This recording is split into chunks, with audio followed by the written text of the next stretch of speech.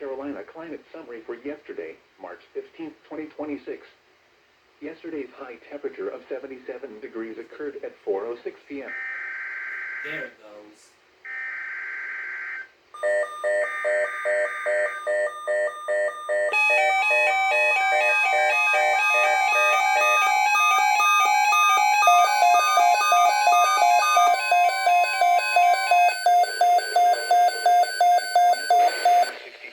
Effective until 2 p.m. This watch includes the following counties in South Carolina: Chesterfield, Clarendon, Kershaw, Lee, and Sumter.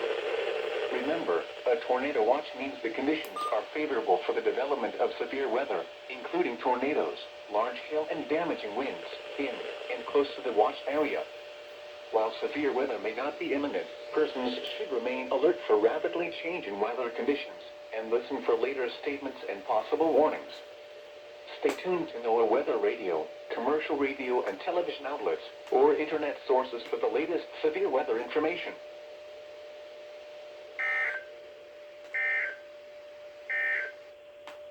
The Florence, South Carolina climate summary. It took about a minute to relay.